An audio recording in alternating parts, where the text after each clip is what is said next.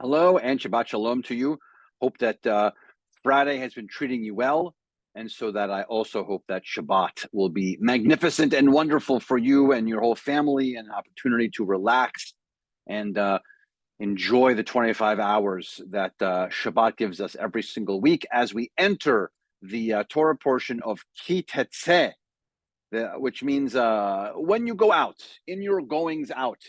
Still in the book of Dvarim, still in the 37-day-long speech from Moses, in the last book of the Torah. And we get to the Torah portion, like I said, of Ki Tetze, and there's an amazing amount of cool stuff in this week's Torah portion, including the particular engagement that has to do with if you come across like a bunch of baby birds, or if you how you plant certain trees, if there's a lost object, all kinds of fascinating things. But I would like to talk to you mostly about something called ibum, or in English, ibum or chalitza is actually the better term for it, and the English term is levirate marriage.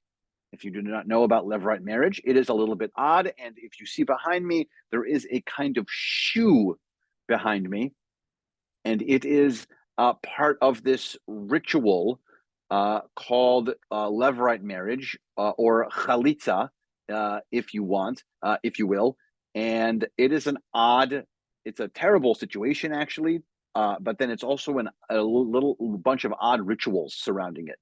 So in this week's Torah portion, it actually says that if I'll read you this particular section. It says the Torah dictates that if a married man dies childless, the widow is to marry her dead husband's brother, preferably the eldest.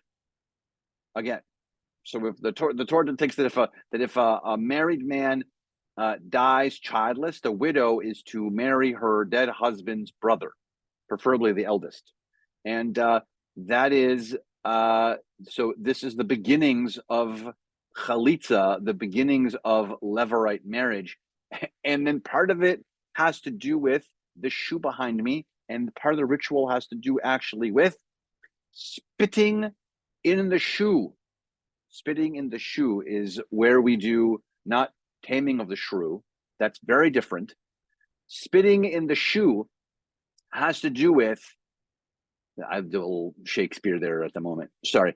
This is part of this ritual. So sadly, it's a terrible situation. If someone dies in a family, that's clearly terrible and horrifying. But to add to the weirdness and the construct that actually comes directly from the Torah portion, it comes right from the Bible, right from the Torah, is the ritual of levirate marriage.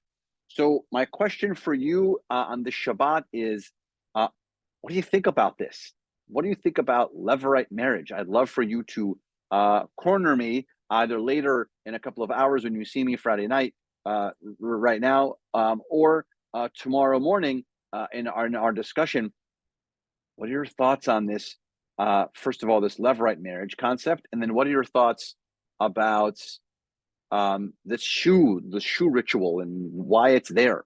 It's kind of odd, but it's part of Ki Tetze. It's in your goings out in the world. There are going to be these particular moments that have to be dealt with. So I'm just bringing that up. Maybe you've heard of this before, maybe you have not, but it is in this week's Torah portion. So I look forward to our chat. Services tonight are at 6:30.